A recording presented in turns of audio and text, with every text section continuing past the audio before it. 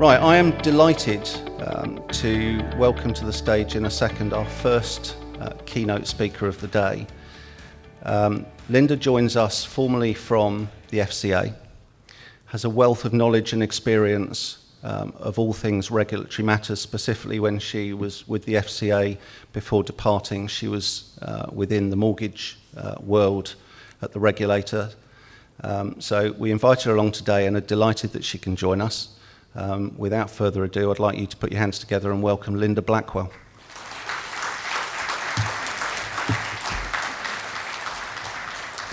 Okay, thank you, Stuart. And interesting to hear all those statistics. It's actually, I think we're brewing up a perfect storm, actually. And as we were talking about earlier with governments and ministers who are very short-termist in their outlook, it's a real worry for what's going to happen in the future.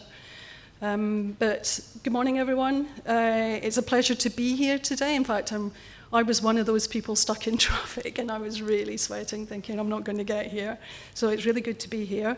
I'm going to be talking about the regulatory challenges facing advisors in the later life market. And one of the key challenges I think probably everybody in this room faces is the regulator. And I mean the regulator itself, not what the regulator does, but the way that the regulator approaches markets. One of the things that has struck me since I left the regulator, which is 18 months ago now, is the extent to which firms seem to spend a lot of time trying to second guess what the regulator might think about what they're doing. And it struck me that there's really very limited engagement between the regulator and the regulated. Every now and again, somebody comes out to speak. I used to go out and speak to the mortgage sector, but that's about it. There's no real engagement. There's no support. There just doesn't seem to be the sort of engagement that I think there needs to be. So I thought this morning it might be interesting for you to get a view of what the regulator actually thinks about the later life and equity release sector. As an ex-regulator, somebody that's actually been on the inside, I think it might be helpful just to share some of the approaches that the regulator takes and what it is that they're actually thinking about. Is there anyone here who's actually been at the regulator or worked at the regulator? No. So if you work at the regulator, if you work within the regulator, your world is dominated by risks. And all that you think about is what's going to go wrong. You're always looking for bad things happening. So your approach to the world, your approach to sectors is all about the lowest common denominator. You're always looking for the poorest practices in the marketplace. People are either trying to bend the rules or, frankly, they're just going flat out and breaking them. That's what we see as a regulator. That's what you deal with day to day, and that's what you try to prevent. So I think there's a picture of me up there. I'm always asked, why is it that you look worried? Why do you look so worried? And actually, I'm thinking, well, I'm not worried, but that's my natural expression, having spent 16 years at the regulator. You worry all the time. So it's been really refreshing for me to step back from the regulator, to step away, and actually get back into industry, because I did start in the industry a very, very long time ago. But it's been great to get back, because I've spent some time working alongside firms and people in the industry, both on the manufacturing side and also on the distribution side. And I'm really proud to work alongside those people. They're people like you who are working really hard to try and help older people improve the quality of their lives. It's something to be really proud of, and Stuart spoke about the passion that everybody has for that. I mean, I really admire that. And I think that maybe the regulator needs to spend a bit more time talking about the good news stories and all the positive developments and all the good things that are happening in the sector.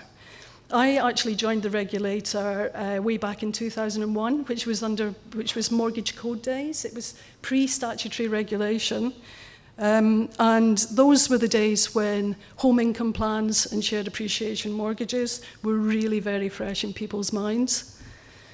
When I now look out at the sector, when I look at the competitive rates, all the product innovation that's happening, all the customer choice happening in the market has changed so much. It's just completely transformed itself. And I think that is fantastic, and long may that continue. And I think that as it grows, so you'll see more innovation and more people joining the market. It would be great if one of the big boys joined the market and really turned things around. I think the regulator maybe deserves some credit for some of the change and the good things that have happened. The equity release sector, and that's home reversions as well as the lifetime mortgages, is one of the most stringent set of conduct rules in the FCA's handbook. It doesn't get much tougher than that. It's a really thorough, comprehensive set of rules. And then, of course, layered on top of that, you have the Equity Release Council's conduct standards. It's a really high bar in terms of customer protection. And when I was at the FCA and the Equity Release Council would come in and have a chat to us every now and again, one of the things that really irritated them was the fact that, notwithstanding all that fantastic consumer protection in place, the regulator still talked about the equity release sector as being higher risk. And you know, why is it higher risk when you've got such a suite of consumer protections in place? But we did think it was higher risk, and personally I think that if anything, the FCA has firmed up that view. And that's because you are dealing with older and more likely to be vulnerable customers. And the FCA's thinking and concern about vulnerable customers has become a lot more visible. Recently, it happened when it transitioned from the FSA into the FCA, and it really focused on conduct. So you've seen a concentration on vulnerable customers, and that's continuing from the FCA. Not to say that older borrowers, of course, are necessarily vulnerable, because my mother is a case in point. I mean, she's not vulnerable at all. But the FCA's view is, and I think it's right, that older borrowers are more likely than other groups to experience vulnerability, particularly what the FCA call as the older old, which is those who are 75 years and older. But the FCA couldn't be clearer in practically every single publication that it is producing today, and it's producing a lot. They talk about, given their limited resources, the way that they're going to prioritise the needs of the most vulnerable and the least resilient groups. It's central to their whole approach, and you're in that space. So you are going to attract attention. You know, the regulator's going to be interested in what you do because you deal with vulnerable customers. And the other thing about this market that's, I know, attracting the regulator's attention is the incredible rate of growth that's happening. And, you know, sales, year after year, you're seeing, record sales. The FCA does think that the equity release sector is a small sector. It's small, but it's all growing from a low base. But nonetheless, the growth has been really dramatic. You know, and you guys are celebrating that fact. You know, there's growing consumer demand, there's growing consumer choice. But whilst you're all really pleased about that, over in the FCA, in the bowels of the FCA, there's a klaxon going off and the balloons are going up. And there's panic with the senior managers saying, what's going on? You know, why are we seeing this rapid growth in the sector? And the FCA worries about things like that, rapid growth in the sector, because they've seen rapid growth cause problems in other sectors in the past. And so they worry. They worry about, so what does this mean? And are we seeing the start of something again that's going to cost the market millions to put right? And while you're seeing growing customer need for these products driven by a growing older population, it's got little in the way of savings, but considerable housing wealth, the FCA is worrying that these products are becoming a necessity.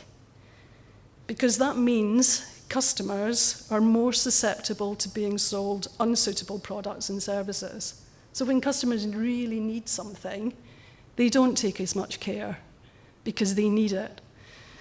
And that's when you get unscrupulous firms maybe taking advantage of the fact that they need it. So that's just an illustration of the regulator's mindset. The regulator's glass is always half empty. And when you hear somebody speaking out there, that's where they're coming from. And they proactively look for bad news.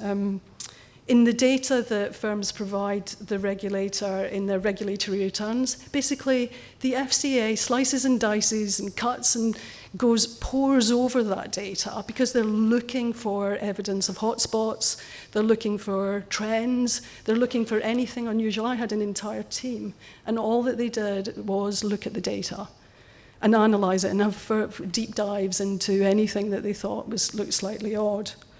And a good example of this was the FCA's concern expressed last year about the growing numbers of younger people, and by younger that's the 56 to 60 age group, who were taking out equity release products.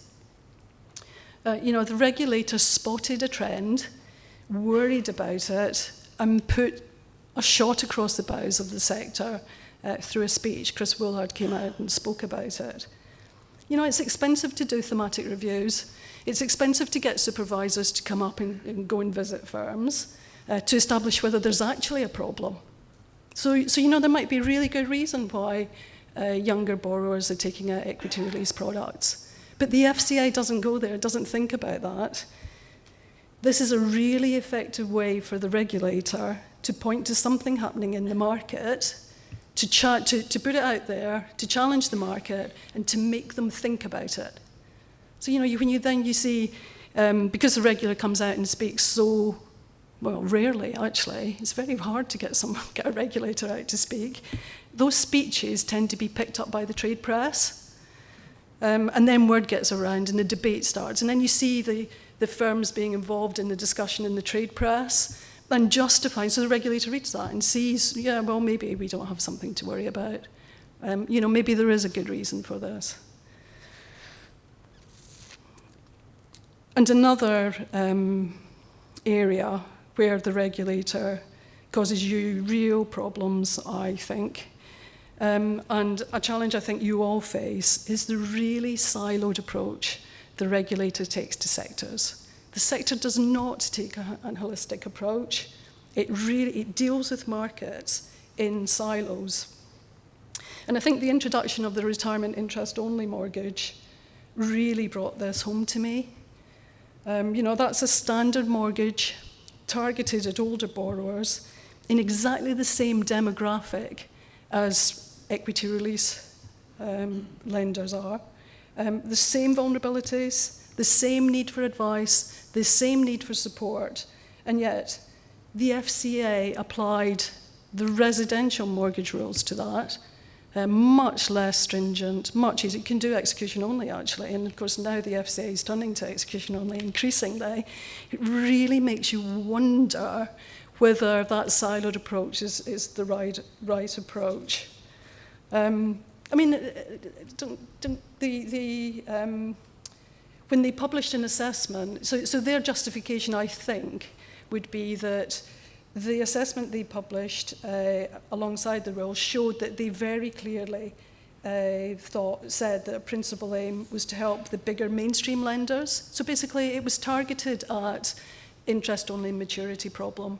They wanted to help the bigger banks solve that interest-only maturity problem, and to try and help them find a solution that didn't involve those lenders having to change their systems and having to train their staff to deal with equity release standards. So, there's something about the regulator being lobbied really very successfully by the big banks.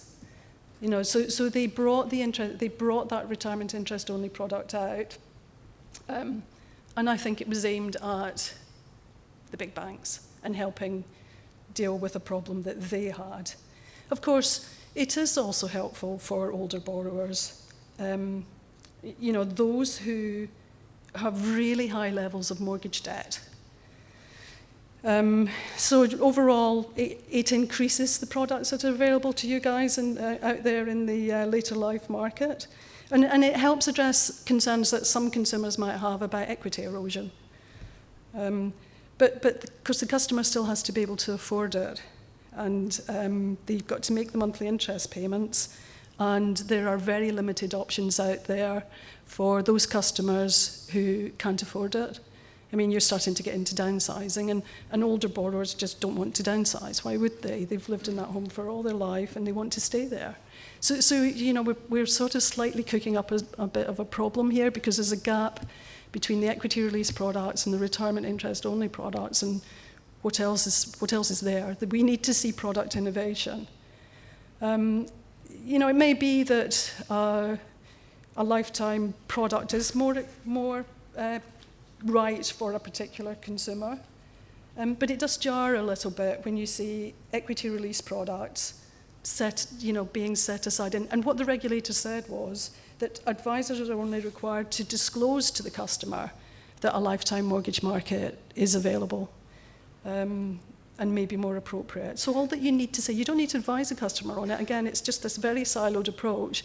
You just need to say, well, there's this thing called a lifetime mortgage that may be more appropriate for you.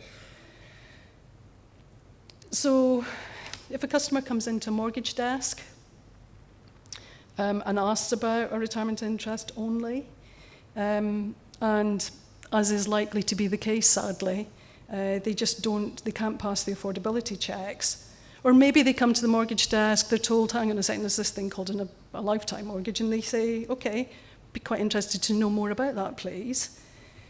Because of the regulatory approach and the very siloed approach to that customer has to go off through a completely different advice process.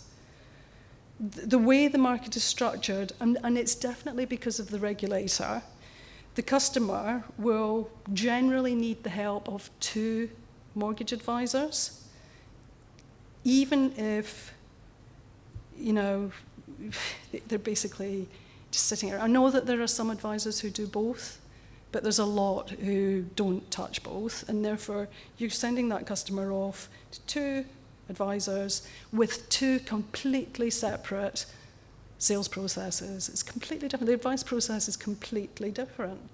And that's even compounded by the fact that the lifetime mortgage market, lifetime mortgages are carved out of the Mortgage Credit Directive.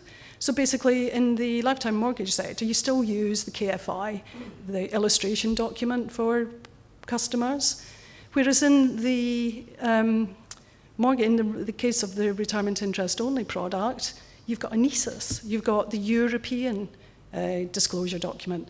How on earth a customer is expected to try and make sense of that completely defeats me. And we're talking here about older customers, and who are really going to struggle. So I think the regulator really needs to think about this again and have a long, hard look at just what does it look like from the customer's perspective. And another critical factor is affordability. So put my hands up here. The MMR put, and I led the charge, they put strict affordability rules in place to try and protect customers. But there are lots of borrowers who are retiring who simply do not have the sufficient income in retirement to pass the strict affordability tests. They just can't make it work. And I really personally think that manufacturers and you guys, brokers, should be pushing the envelope with the regulator on this. When we were doing the MMR, basically we weren't, this problem, the world is moving around us, this problem of people being completely strapped for cash because they don't have enough in their pensions. Savings, pointless. So people are getting to the point where they're retiring and they are basically relying on, state pension. When we were doing the MMR, we didn't have any of those concerns. None of that existed. What we were looking at was the problem of the front end, young people coming into the market and getting their first mortgage and stepping onto the housing ladder, or remortgaging, but nonetheless They didn't have 25 years of paying off their mortgage behind them. These were people that were fresh into the mortgage arena. So we didn't look at the back-end problems. We didn't look at the fact that after spending, paying off your mortgage, you've got all this equity. How do you access it when you've got an affordability check that says you can't? That doesn't make any sense. So I think that the FCA needs to look at this again. And, I think there are people out there who are, developing these products, and I think they really need to lobby the FCA to help with innovation in the marketplace. So I think the FCA sort of got there with the RIO. So basically, with the retirement interest only product, you can say, yeah, I'm going to use my house to pay for this. That's my repayment strategy. But you've got to have the income. So if there could be some manoeuvring around the income, maybe pay what you can. And then the rest goes into the capital. I think we need to have some capital-based approach to affordability and not just income-based. And the older borrower problem is the way to lobby the FCA on that. Finally, I just wanted to mention something that really struck me when I was reading, as I do because I'm a sad person, the sector views that the FCA publishes. Every year, the FCA publishes something that it calls the sector views, and basically it gives you a snapshot of what they're concerned about in each of the silos that they look at. And they were talking about technology. So that's the big sexy thing. That's digital robo-advice, all the stuff that the FCA is getting excited about. And they were saying that the pace of change will depend on the willingness of customers to trust the new things that are appearing in the market. And they said there was a need for the regulatory approach to foster trust and adoption. And that really struck me because they've never done that in the lifetime market. Never. And it would be really nice to see more from the regulator helping foster that trust and adoption in the later life sector, and all the products that make up that mix, including the residential mortgage, extending term, the retirement interest only mortgage, and also the lifetime mortgages. So I would like to think, and of course I'm not there any longer, so and they don't care what I say, but I really do hope that the firms active in this market lobby the regulator and start talking about this stuff and start pushing the envelope, because that's the only way that this siloed approach is going to change. Okay, thank you.